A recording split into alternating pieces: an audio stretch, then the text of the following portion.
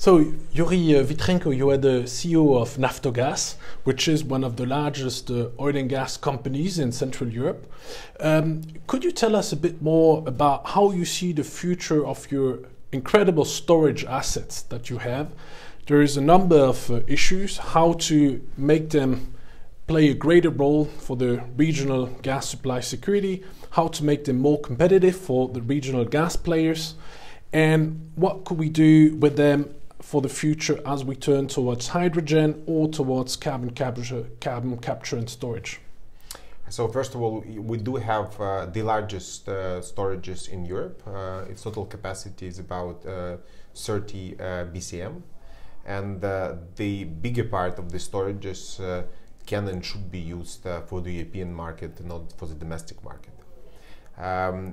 We have a very practical initiative how to increase energy security in the European market through usage of storages inside the European Union and inside countries like Ukraine. We believe that this heating season had to make Europe learn that it's important to, I would even say, require from importers of Russian gas to keep certain reserves of gas in storage that would cover consumption during the heating season, during the winter season. For example, 90-day requirement. And it would ensure that the European Union and European customers cannot be held hostages by, for example, Russia or I would even say in general other suppliers that may be driven not just by commercial considerations, and that's why they cannot be relied upon, like for example again suppliers from Norway. It's a very market-based initiative. So if you want to import from countries like Russia, you have to keep certain part of these imports in storage. And then again, we're also open and that we're biased. It would create demand for the Ukrainian storages, but it will ensure a much higher level of energy security of the European market. Then it would also, on one hand, ensure attractiveness of the Ukrainian route, the transit route from Russia to Europe through Ukraine, because our storages are alongside this route. So it makes economic sense to get gas on the Ukrainian-Russian border for off-takers of Russian gas, and then to transit it through Ukraine, because they can store this gas in summer in Ukraine and to take this gas in winter when it's more needed to European countries. Also, it gives a lot of flexibility to off-takers of Russian gas if they off-take it on the Ukrainian-Russian border, because from Ukraine we can then decide to take it to Poland or to Slovakia or to Romania or to Hungary, and for example then you can decide to take it from these countries to some other countries, again to France, to Italy, whatever. So it gives you a lot of flexibility, and it really makes this whole European market like a single united market. And we don't want to have any kind of privileges. We're ready to compete. We're saying that we have these assets that are very useful for energy security and for the market efficiency that we want to offer on competitive terms to all the potential customers. And then your question touched upon some also like future proofness of our storages, because you mentioned carbon capture. Also, again, we can discuss hydrogen and some kind of blend of hydrogen and natural gas.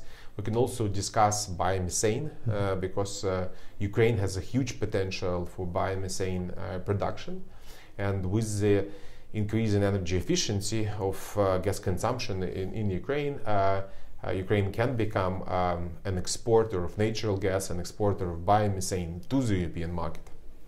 and the Ukrainian storages can be used for that. Also, I would add that it's not just about gas storages.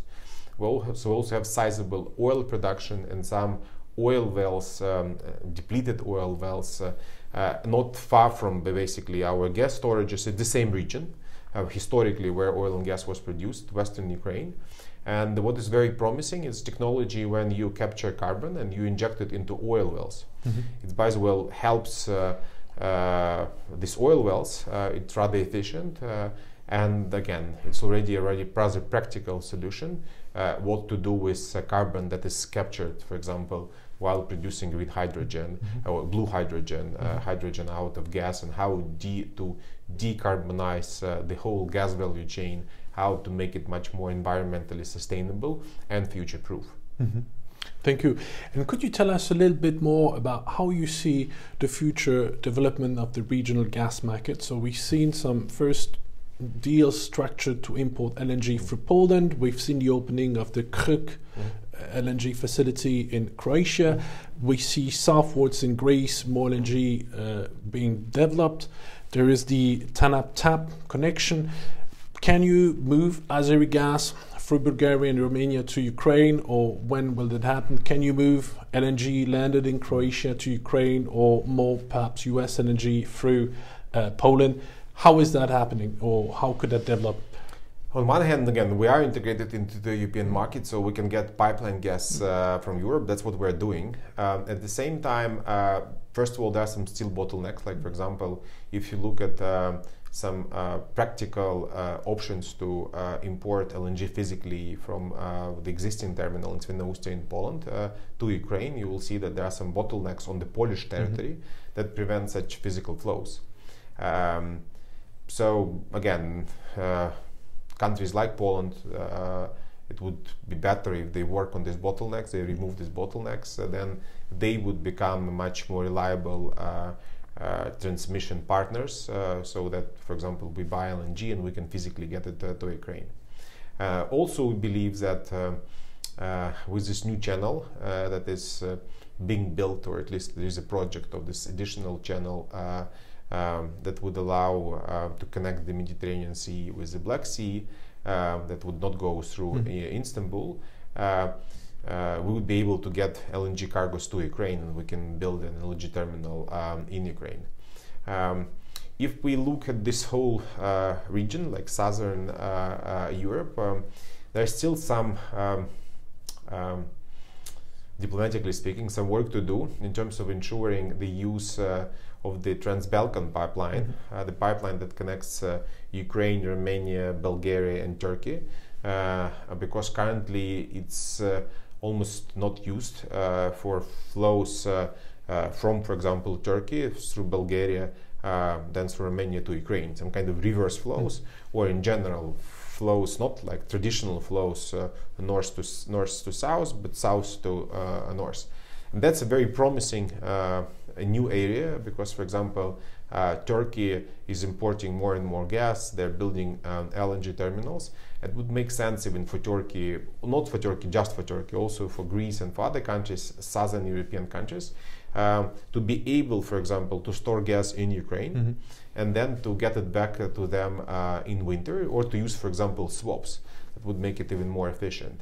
But again, we need to address some inefficiencies in the market, like interconnection agreements between, for example, Turkey and Bulgaria, also tariff issues in Bulgaria and Romania, to make these transit routes really efficient. Again, historically, they were never used in this direction, but we have to change it, because now, as you mentioned, there is a new reality. Again, LNG terminals in southern Europe that can and should be used to integrate the European market even better. Thank you very much, Yuriy, for your points.